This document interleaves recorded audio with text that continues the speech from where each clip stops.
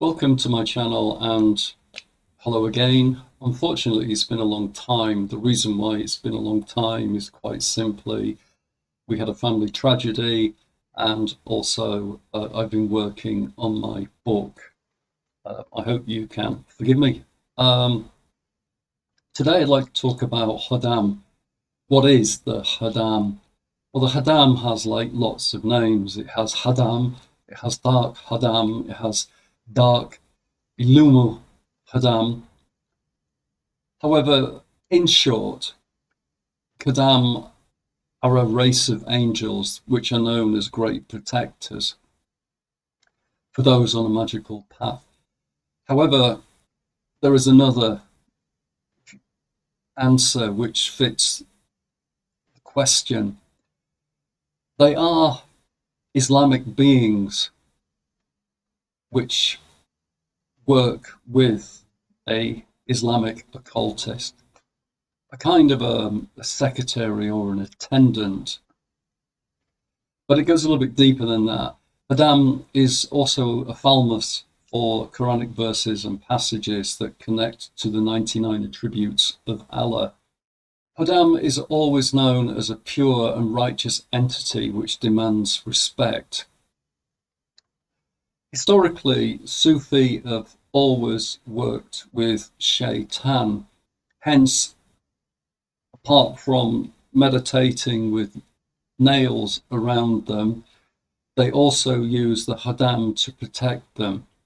But one has to be devout, because to attract the Khodam, you have to say salawat or prayers or salutation. You have to take a special diet, and it can take up to 6 weeks to be able to contact with the Khodam. The Khodam is part of the Djinn family, but they are a much higher level of Djinn. They don't have protruding parts on their head. Sorry about that, my teeth are falling out again. They are angelic. I have seen one, they are extremely beautiful, and they have an incredibly powerful energy. But I must admit they're incredibly difficult to keep, because one has to be pious, one has to do meditation and read Quranic verses or use higher forms of literature along with the appropriate meditative steps. Interestingly, one does not have to worship the Jinn to have a Khodam. Quite a lot of sports people who are Muslim will have a Khodam to protect them when they're playing sport. But in short, the Khodam is an angel. It will protect you. However, it's very difficult to acquire one. And when one acquires one, they have to hold it with salwa or devout prayer. How do we get an Khodam? Within various Sufi orders, different rituals to aid the inquirer to get Khodam. They also perform rites and vigils and prayers. Some are different, some are the same. But they all have a common approach to attracting Khodam. The summoner in one of the predominant sects that work with Khodam has to hone their mental and spiritual approach, which includes practicing and performing strong ethics, as well as acts of purity, while employing the remembrance of Allah in all their behaviors. If a neophyte is wishing to contact Khodam, they have to do pious actions and behaviors, and they do this because they believe the Khodam brings them nearer to the divine.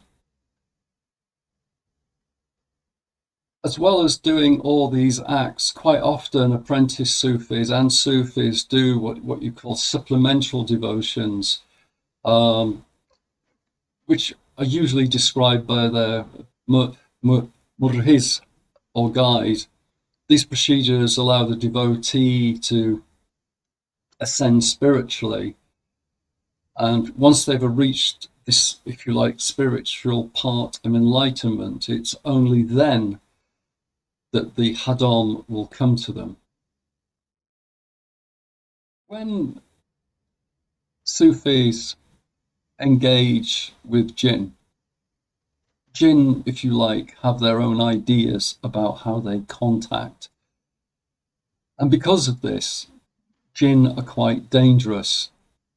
However, when one uses a Khodam, you have a protector, if you like, your own armed guard, so to speak.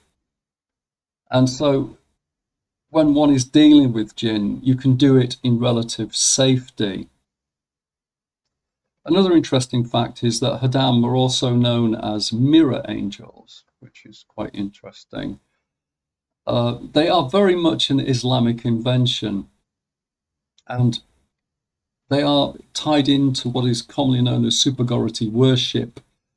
And these are like extra Quranic prayers. But as I said, a Khodam will work with someone who is not of the Islamic faith, but there is a deal. They will only support righteous inquirers. When one wishes to communicate with a Khodam, the ceremonies vary throughout Sufi sects. However, the common theme is that the inquirer is alone and they sit with very powerful, intoxicating incense for the ritual session. Now, all the rituals involve nocturnal closeted vigils, inhaling the psychoactive fumes from the smouldering incense.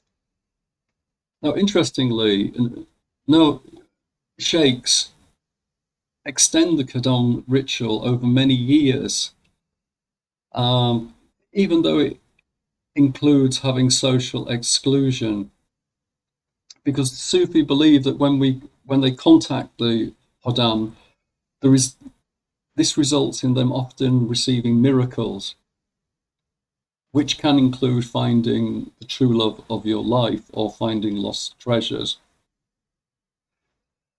Moreover, summoners who do contact Khodam always talk about receiving endless rewards.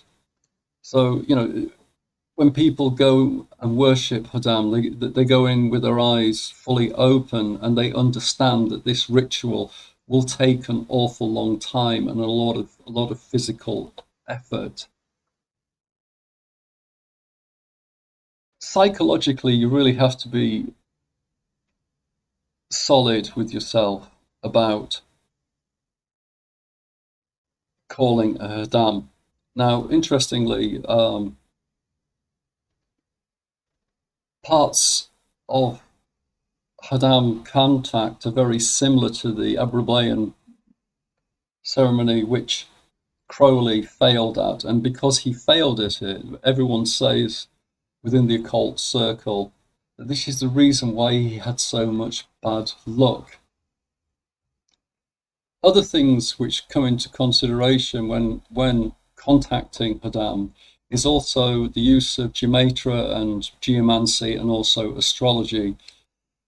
These are very important and effective parts of Khodam worship. One must remember that Crowley himself did take a Sufi initiation, and part of that Sufi initiation would have been meeting the Khodam. What I'm going to do next is that through my work in India, I understand how to open the third eye, which is an essential part of contacting with Khodam. So what I will do is, for viewers who wish to know this system, I'm going to put it on Patreon. The reason why I'm going to put it on Patreon is because this system is not for everybody. And realistically, I'm not going to make it for everybody. It will only be up on Patreon for a short time. But this system is a Hindu system of opening the third eye. I will be working with a Hindu adept. She's been an adept for most of her life. And I can assure you that this system that we will show you and you can partake in will open the third eye, which will make it so much easier to contact Khodam. Thank you for listening, and namaste.